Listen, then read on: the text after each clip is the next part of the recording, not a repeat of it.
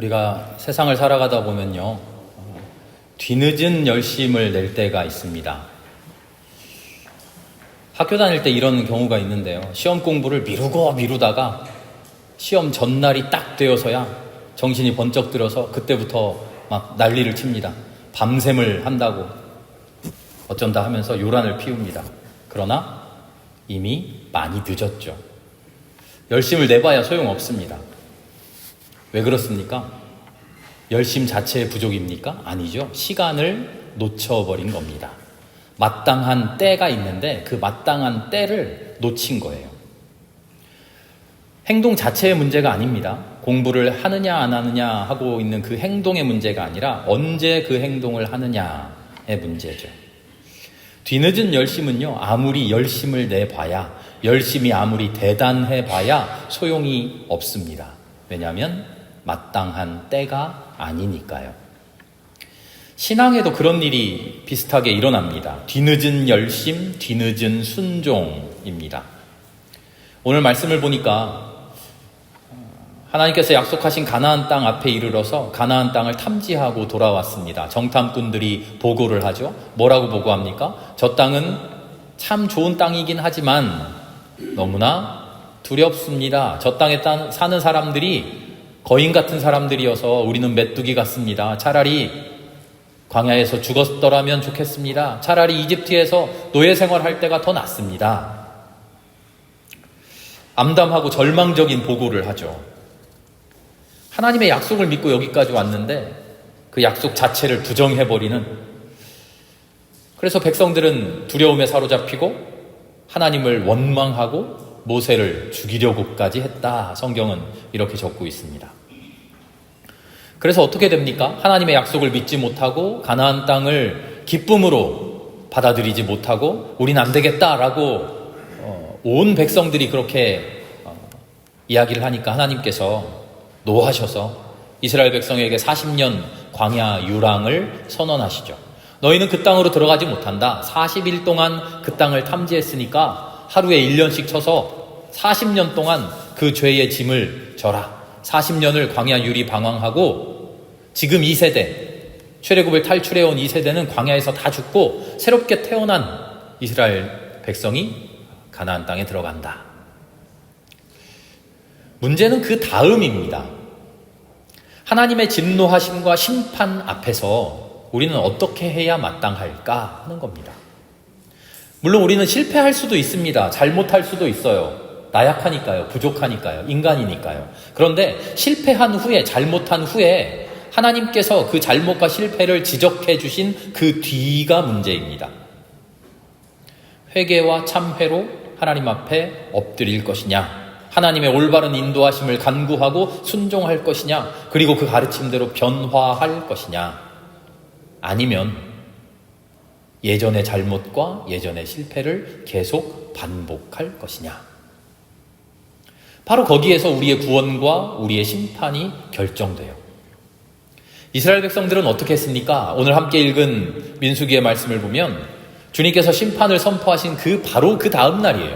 바로 다음 날 이 사람들이 일찍 일어나 군대를 조직합니다. 불러 모읍니다. 안 되겠다. 우리가 하나님 말씀대로 안 해서 하나님이 진노하셔서 우리 40년 동안 광야 생활할 거라고 어저께 그렇게 말씀하셨는데 아니다. 우리가 지금이라도 하나님 말씀하신 대로 가나안 땅으로 쳐 들어가자. 그러면 그 모든 것을 하나님 되돌리실지도 몰라. 주님께서 말씀하신 그곳으로 올라가자. 우리가 잘못했다. 그랬더니 모세가 말립니다. 왜 그러십니까? 어쩌자고 하나님의 말씀을 거역합니까? 백성들은 뭐라 그러죠? 아니, 하나님의 말씀을 거역하는 게 아니라요, 어저께는 거역했고 이제 지키려고 하는 겁니다. 모세의 대답이 그렇습니다. 아니, 지킬 수 있을 때 지켰어야지, 지키라 한 때 지키지 못하고 지금은 아닙니다. 올라가지 마십시오. 하나님께서 여러분들 가운데 계시지 않습니다. 당신들은 반드시 적에게 패합니다. 모세가 이렇게 대답합니다. 백성들이 어떻게 합니까? 모세의 말을 듣고 순종하나요? 아니에요. 고집을 부립니다. 성경 말씀에 그들은 더 생각하지도 않고 이렇게 적혀 있어요. 더 생각하지도 않고 산꼭대기로 쳐 올라갔다. 산 꼭대기로 쳐 올라갔다.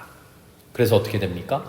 산간지방에 살던 아말렉 사람들, 가나안 사람들에게 참패하고 도망쳐 옵니다. 가나안 땅을 점령하기 위해서 군대를 이끌고 가나안 땅을 쳐들어가는 행위 자체, 그것은 하나님께서 명령하신 일이었어요. 그런데 지금은 아닙니다.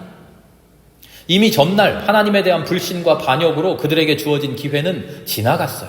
마땅한 때에 했어야 할 행동인데 그 마땅한 때에 하지 못하고 주어진 시간과 주어진 기회를 다 놓쳐버리고서 제멋대로, 자기 생각대로 이제라도 하기만 하면 되는 거 아니야? 이제라도 하나님 명령대로 행동하면 되는 것 아니야?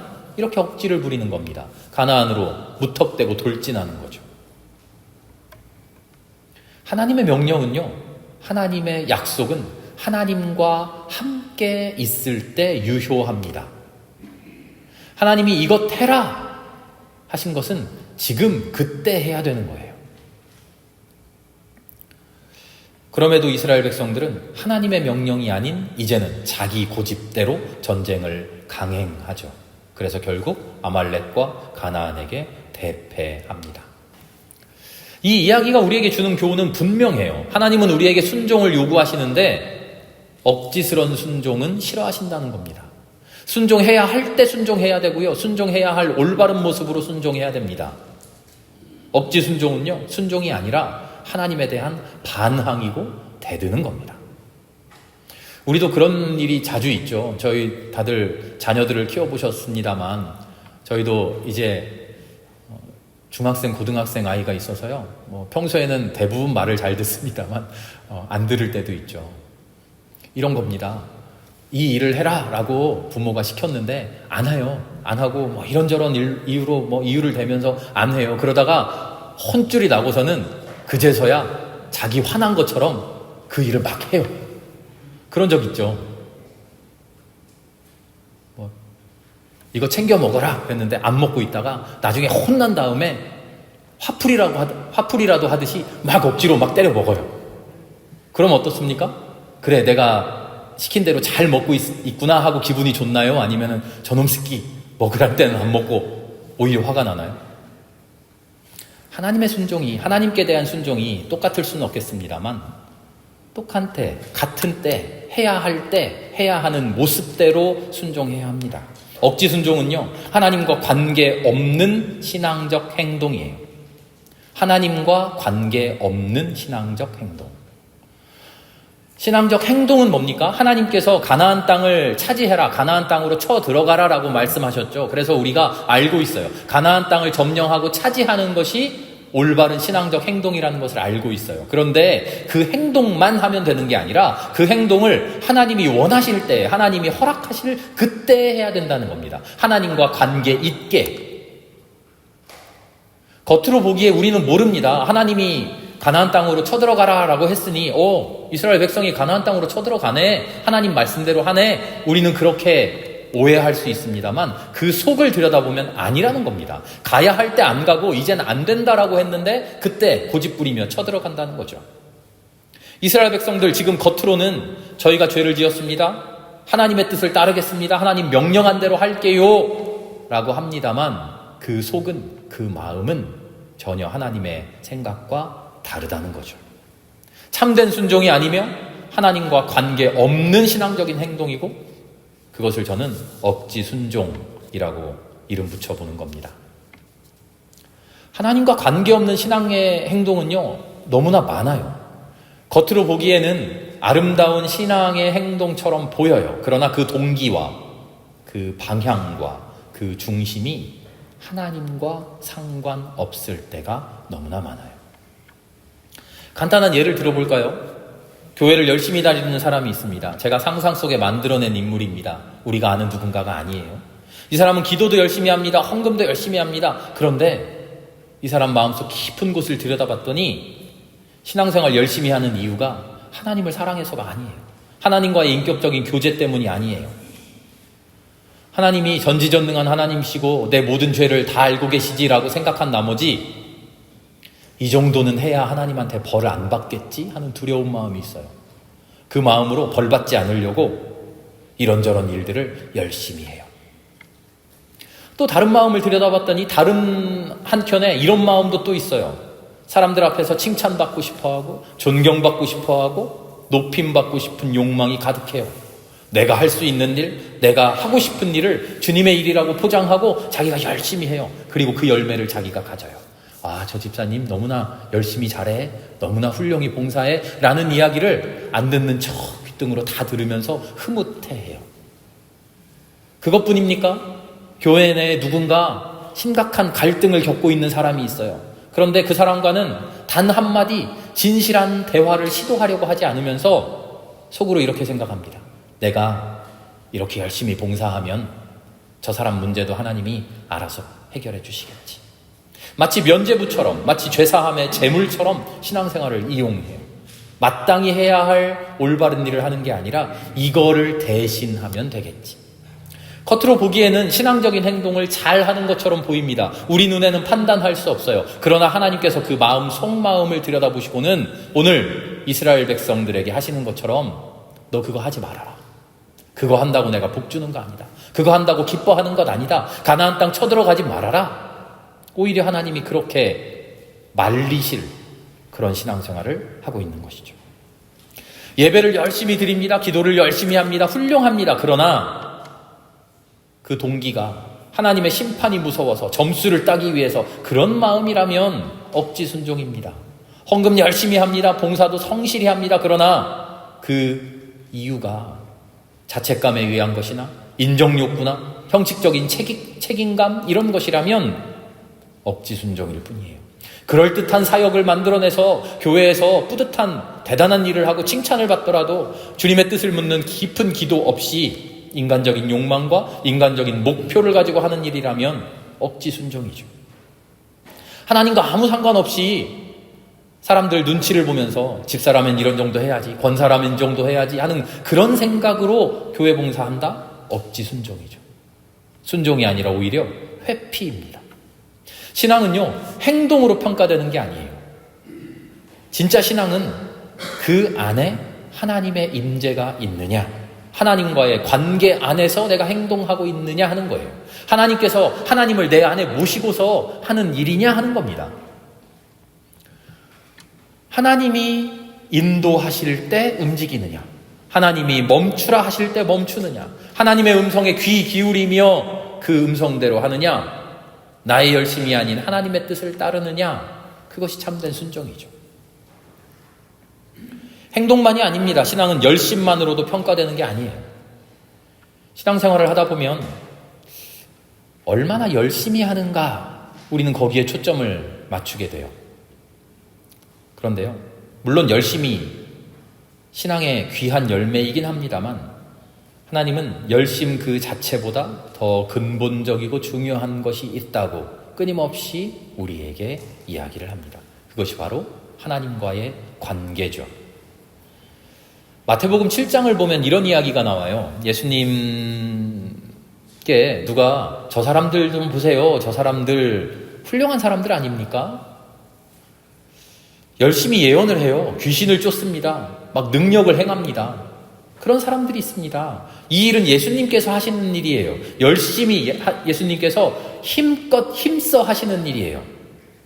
예수님이 그러면 이 사람들을 어떻게 대하실까요? 칭찬하시겠죠. 그런데 마태복음 7장에 예수님께서 그렇게 이야기하지 않으세요. 전혀 의외의 말씀을 하십니다. 나는 너희를 도무지 알지 못한다. 불법을 행하는 자들아, 내게서 물러가라. 예수님이 하시는 일을 똑같이 하는 사람들인데 불법을 행한다고 예수님이 그렇게 저주하시면서 혼내셔요. 똑같은 일인데요? 그럼 예수님이 예수님 스스로 내가 하는 일이 불법이다 하는 건가요? 아니에요. 겉으로 보이는 일이 똑같은 일이냐 하는 게 아니라 그 마음 중심에 하나님이 있느냐 없느냐, 하나님을 모시고서 하는 일이냐 아니냐 하는 것이죠. 예수님과 똑같은 일을 하지만 그 사람들의 마음 중심에 하나님을 섬기고자 하는 마음, 하나님의 나라가 이루어지기를 간절히 소망하는 그 간절함, 그런 것이 있는 게 아니라 이런 일을 내가 하면 사람들에게 존경받겠지, 내가 이렇게 살아가면, 내가 이렇게 세상에 보여주면 나는 훌륭한 사람처럼 취급당하겠지, 그런 마음으로 가득 차 있는 것이죠. 그래서 예수님은 불법을 행하는 자들이라고 호통을 치시는 겁니다. 열심을 내는 사람들입니다. 그러나 열심이 중요하지만 그것이 하나님과의 친밀한 관계에서 비롯된 것이 아닐 때 그 열심은 자기의, 자기 과시, 자기 구원으로 왜곡됩니다. 참신앙은요, 내가 주님을 위해서 이렇게까지 했다, 내가 주님의 일을 이만큼이나 했다, 그런 것이 아니고요, 내가 주님과 어떤 관계에 있는가 하는 겁니다. 주님과 아름다운 관계에 있으면 그 뒤에 얼마나 열심히 했는가, 혹은 열심 내지 못하고 게으름을 부렸는가 하는 것은요, 문제되지 않아요. 우리가 인간이기 때문에 때로는 열심히 할 수도 있지만 부족할 수도 있어요. 게으를 수도 있고요, 못할 수도 있어요. 그러나 그게 중요한 게 아니라 하나님과의 관계 안에서 행하고 살아가는가 하는 거죠. 그래서 거짓 순종이냐 아니면 참된 열심이냐라는 것을 우리는 분별해야 됩니다. 겉으로 보이는 신앙적인 행동이 아니라 그 행동의 깊은 곳에 있는 참된 순종을 우리는 붙들어야 돼요. 신앙의 중심이 하나님과의 인격적인 관계 속에 있느냐, 아니면 나의 만족, 나의 불안 해소, 이런 것들이냐 하는 거죠.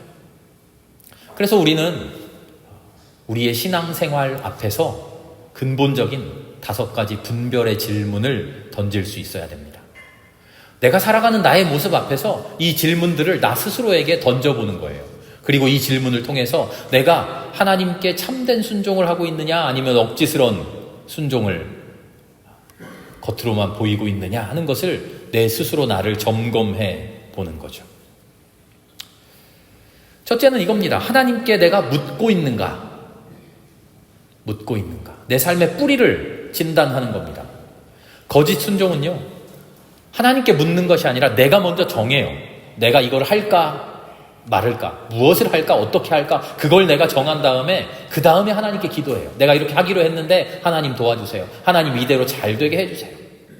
그런데 참된 열심은요, 시작에서부터 하나님께 묻습니다. 하나님, 내가 무엇을 할까요? 하나님, 내가 어떻게 할까요?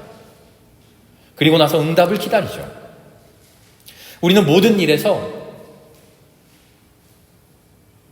먼저 기도하고 결심하고 행동하는가, 아니면 내가 결심하고 행동한 후에 주님께 기도하는가, 우린 이것을 끊임없이 성찰해야 돼요. 하나님의 뜻을 묻는 기도를 내가 하고 있는가, 아니면 내 뜻을 하나님께 이루어달라고 간청하는, 승인해달라는 그런 기도를 하고 있는가 살펴야 되죠. 두 번째로는요, 이걸 관계의 기준이라고 할 수 있을 텐데요, 내가 하는 일로 인해서 내가 하나님과의 관계가 깊어지고 있느냐 하는 거예요. 이 일이 얼마나 잘 되느냐, 이 일이 훌륭하게 성과가 좋게 끝나느냐가 아니라 그 일로 인해서 내가 하나님과 어떤 관계를 맺어가는가 하는 거예요. 거짓 순종은 이런 겁니다. 수많은 일을 합니다. 성과는 늘어가요. 이 일도 했고 저 일도 했고 업적이 막 쌓여가는데 하나님과의 관계는 제자리 걸음이에요. 참된 열심을 가지고 하면 어떻습니까? 하나님과의 친밀감이 계속 늘어가요. 하나님과의 친밀감, 하나님이 나와 함께 계시고 하나님이 나를 돌봐주시고 하나님이 나를 사랑하고 계시고 매 순간 하나님이 눈동자와 같이 나를 지키고 계신다고 하는 확신이 늘어가요. 내가 세상을 살아가면서 해낸 일은 별거 없는 것 같지만, 내세울 만한 것은 별거 없지만, 사람들 앞에 당신 10년, 20년, 30년 신앙생활 하면서 뭐 했소? 라고 물어보면 선뜻 말할 것은 없지만, 그렇게 살아온 모든 세월로 인해서 하나님과 내가 친밀해지는 관계가 되는 것. 그게 진짜 순종이에요. 하나님과의 친밀함은 어떨지 모르겠는데 하나님이 나를 아실지도 모르겠고, 내가 하나님 믿고 있는지 하나님이 알란가 몰라, 내가 하나님을 제대로 믿고 있는지 나도 잘 모르겠어, 그런 마음이면서 이런 것도 했고 저런 것도 했고 헌금도 했고 뭣도 했고 주일 성수 잘했고 수만 가지를 손꼽아봐야 소용없는 것이죠. 나의 신앙생활로 인해서 내가 하나님과 가까워지고 있는가, 우리는 그것을 물어봐야 돼요. 셋째로는요, 내가 하는 그 일이 누구에게 보이려고 하는가? 내 마음속의 동기, 그것을 물어봐야 돼요. 거짓 순종은요, 사람들에게 인정받고 싶어 해요. 비난받기 싫어서 이래요. 그런데 참된 열심은요, 하나님께 기쁨이 되기를 소망하죠. 우리는 이렇게 물어봐야 돼요. 내가 이 일을 잘 해냈는데 아무도 안 알아줘도, 아무도 내가 이 일을 했는지 몰라도 괜찮아? 상관없어? 그럼 하나님이 아시지. 그런 마음이 응답이 오면 그때 그 일을 하는 거죠.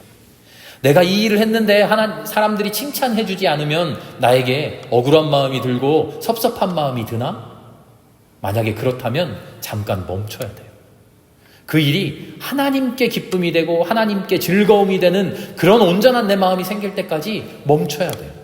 이 일을 하면 교우들이 나를 칭찬해 주겠지. 이 일을 하면 역시 저 집사님 대단해, 훌륭해, 그런 이야기를 듣겠지. 뿌듯한 마음, 내가 조금이라도 그런 마음을 바라고 있다면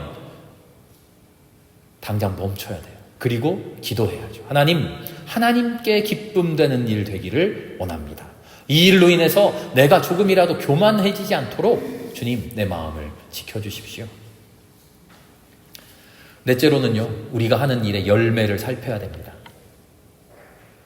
어떤 열매냐면 겉으로 드러나는 열매가 아니고요, 그 일을 함으로 인해서 나에게 어떤 일이 생기는가 하는 거예요. 그 일로 인해서 내가 겸손해지고, 그 일로 인해서 내가 하나님께 더 순종하게 되고, 그 일로 인해서 내가 하나님을 더 알게 되고, 그 일로 인해서 내가 하나님과 친밀해지는가, 아니면 그 일로 인해서 내가 교만해지는가, 그 일로 인해서 내가 뻣뻣해지는가, 그 일로 인해서 내가 자랑하고 있는가. 거짓 순종으로 일하면 이렇게 됩니다. 내가 이 일을 한 것 같아서요, 자부심이 생기고 교만해집니다. 남들이 못하는 것을 보면 은근히 기뻐요. 니들은 못하지만 나는 해. 남들이 안 하는 것을 보면 얕잡아보고 교만해져요. 저런 일을 안 하려고 하네. 그런데 나는 순종하면서 하지. 그러나 참된 열심은 그렇지 않아요. 그 일로 인해서 내가 더 사랑이 깊어지고요, 그 일로 인해서 내가 더 용서하게 되고요, 그 일로 인해서 내가 더 낮아지게 돼요. 맺어지는 열매가 훌륭한 일을, 아무리 겉으로 드러나는 일을 하게 되었다고 하더라도 내 마음 안에 교만이라고 하는 열매가 맺어지면, 내 마음 안에 자만심이라고 하는 열매가 맺어지면 안 되는 거예요. 그건 참된 순종이 아니에요. 진짜 순종은 그 일을 함으로써 오히려 겸손해지고, 오히려 더 부끄러워지고, 그런 칭찬하지 마세요. 당연히 해야 할 일을 했는데요. 주님, 내가 한 일을 모르게 해주세요. 내가 한 이 일로 인해서 내가 들뜨지 않게 해주세요. 그런 마음을 가지고 하나님께 기도할 때 그게 참된 순종이 되는 것이죠. 내 안에 어떤 열매가 맺히고 있는가? 교만의 열매가 맺히는가? 내가 20년, 30년 신앙생활하면서 나 이만큼이나 된 사람이야 라고 이야기할 것이 많아지는가? 아니면 나는 주님 앞에 부끄러운 사람일 뿐입니다. 그런 마음이 열매로 맺어지고 있는가? 마지막으로는요, 이것도 역시 열매와 관련된 것인데요, 이 일을 내가 언제라도 하나님의 명령에 따라 포기할 수 있는가, 그만둘 수 있는가 하는 겁니다. 그만두어라, 다른 일을 해라, 방향을 바꿔라, 중단해라 하는 하나님의 음성에 순종할 수 있겠는가? 거짓 순종은요, 멈추는 게 두렵습니다. 실패하는 것 같아요. 왜 그렇죠? 이 일이 어느 순간인가 하나님의 일이 아니라 내 일이 되어서 그 주도권을 내가 가져갑니다. 업적도 나의 것이요, 실패하더라도 나의 실패가 되어버립니다. 그러나 참된 열심은요, 하나님이 이끌어 가시니 멈추라 하면 멈추는 거고요, 바꿔라 하면 바꾸는 것이요, 돌아가라 하면 돌아가는 겁니다. 하나님이 산을 쌓아라 했는데 열심히 쌓았는데 이제 몇 번만 더 하면 완성인데, 하나님이 거기가 아니다 여기다 쌓아라 하시면 두말 없이 그냥 하는 겁니다. 거짓된 순종은요, 하나님 이만큼이나 쌓았는데 이거 마무리하고 여기다 또 새로 쌓읍시다, 내 이야기를 합니다. 지금까지 쌓은 우리의 열심은 뭐가 됩니까? 지금까지 열심히 한 건 다 헛수고 되는 겁니까? 우리의 마음속에 이를 통한 보람이나 겉으로 드러나는 결과가 아니라 이를 명령하시고 인도해 가시는 하나님 자체가 더 소중한가? 하나님의 마음이 더 소중한가? 그것을 끊임없이 물어봐야 되죠. 신앙의 핵심은 무엇을 하느냐, 얼마나 열심을 내느냐가 아니에요. 하나님과 함께 있는 겁니다. 열심은 열매일 뿐이죠. 그 뿌리가 아닙니다. 그 뿌리는 항상 기도여야 합니다. 말씀이어야 합니다. 하나님과의 친밀한 교제여야 돼요. 그 뿌리를 잘 내리고 있는지 우리의 마음을 늘 점검하고 필요하다면 멈춰 설 수 있는 용기도 우리에게 있어야죠. 하나님과 동행하지 않는, 오로지 내가 그 중심에 있는 열심, 열정, 순종은 억지입니다. 해야 할 때가 아닌 다른 시간에 어긋난 순종은 불순종이에요. 회개 없는 행동은 자기 만족일 뿐이죠. 오늘 이스라엘의 패배를 보면서 우리의 신앙적인 행동들이 혹시 실은 하나님께 묻지 않은 채 시작된 자기 중심의 내 만족의 순종은 아니었는지 돌아볼 수 있기를 바랍니다. 하나님의 뜻을, 하나님의 음성을 다시 들을 수 있는 자리에 우리가 매 순간 설 수 있기를 바랍니다. 억지스러운 순종을 하며 자기 위로 자기 만족하는 것이 아니라 지금 이 순간 주님 앞에 항상 기도하며, 하나님, 내가 지금 하나님의 뜻대로 하나님을 모시고 하나님과 친밀한 관계 속에서 하나님의 명령대로 하고 있습니까? 주님의 임재를 기다리며 주님의 동행을 선택하는 그런 순종이 우리에게 있기를 소망합니다. 함께 기도하겠습니다. 하나님, 내 뜻이 아니라 주님의 뜻을 따르는 믿음을 우리에게 허락하여 주시옵소서. 내 열심이 아니라 주님의 임재를 구하는 삶이 되게 하여 주시옵소서. 억지스러운 순종으로 실패하지 않게 하시고 진정한 회개와 진정한 순종으로 다시 시작하는 은혜를 허락하여 주시옵소서. 예수 그리스도의 이름으로 기도드립니다.